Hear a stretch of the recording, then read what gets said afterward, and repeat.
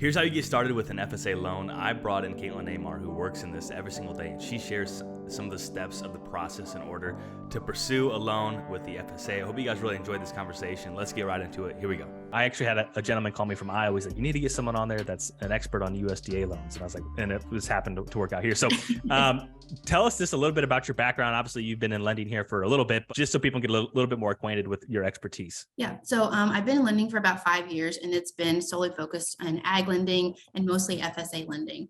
So FSA is usually where young beginning farmers can go to get a first-time loan that's not in a bank where your rate's going to adjust every 3 to 5 years. You can't lock it in. Obviously, you can utilize farm credit in that aspect, but there's a lot of other things that come with that. FSA lending, it's hard, it's a lot of work, and I think everybody knows that. Everyone that's been through the FSA, a lot of farmers, they have to know and utilize FSA and other aspects of it for production records, and CRP things and all of that.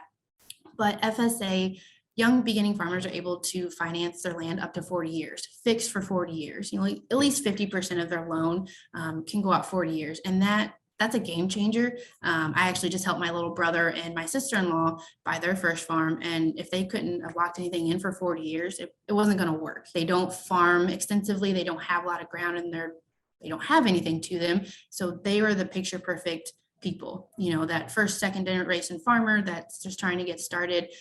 Could they have gotten, in-house financing? Maybe, but it was going to be hard on them for the first 5 or 6 years, maybe even closer to 10 years for them to be able to make money off their farm, not just farm to pay their payment every month or every year. So, yeah. But yeah, it's a great program. Like I said, it's a lot of work, but you can get it fixed for 40 years, a good chunk of it, or, you can go to 20 years, the interest rate's a lot less. I don't really have a lot of people that go 20 years just because it's 20 years and that's a hefty payment for 20 years. Yeah. My wife works at the FSA office, and I kind of tease her because it's, to your point, it is very challenging. Like, I'll ask her questions like, well, that's so-and-so's job. But like, well, don't you guys like overhear conversations? Why can't you answer this? And it's just, I could see where it's very intimidating for most people. I think there's a stigma of buying something with a government loan, like USDA loan. I think some people probably maybe have some misconceptions about that. Yeah. What maybe meaning because you get a USDA loan that the government can tell you what to do with your ground. Is that something? It's just like a bank. If you were to come to me and, you're financing 20 acres with me, I can't have you going out there putting a liquid nitrogen plant on the collateral, because then that ruins environmental. If anything were to go belly up, then me as a bank, when I say I'm talking about as a bank, you won't be able to do anything with that, to get that money back to pay your loan back down to me. It's ruining a lot of different things. So the FSA can't tell you can't do XYZ on your ground. They can just say, if you're going to build a house, I need you to come tell me. I need that open line of communication that you want to build a house and you want to survey off 5 or 6 acres. They're not going to tell you no. There's just steps to get there. Which is fair, regardless of any lender. Even if it's not a USDA loan, they're going to tell you the same thing. Right. And I think that's where the misconception is that FSA and USDA did have a bad rep, in the 80s. And I think that's what a lot of people hear about, because they didn't really help as many farmers as what they should have. In the 80s when, it was the farming crisis and everybody was going belly up, there just wasn't options. There wasn't help there. So I think that is still kind of boiling over into this generation, because that's all we heard about from, my dad told me, and, my great uncles had told me that. Again, they can't tell you what to do. They can just recommend, I need you to go through step A, B, C. So it's not as easy as, well, I have ground, it's my ground. I can put a house on it. I can put a shed. I can do this. There just has to be that open communication. When there's open communication, just like everything, it makes life easier. So sure.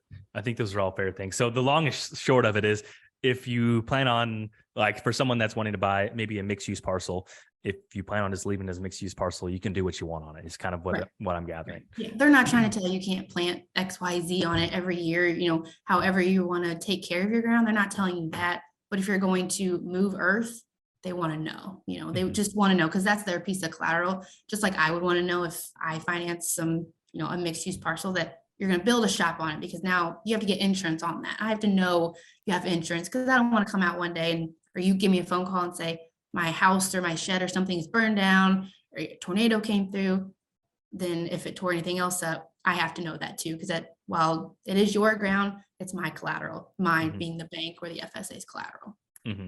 So let's just walk through a fictitious scenario of someone listening they're probably in. So let's say I want to buy my first piece of ground. I'm not necessarily a farmer, but I'm wanting to buy my first piece of ground.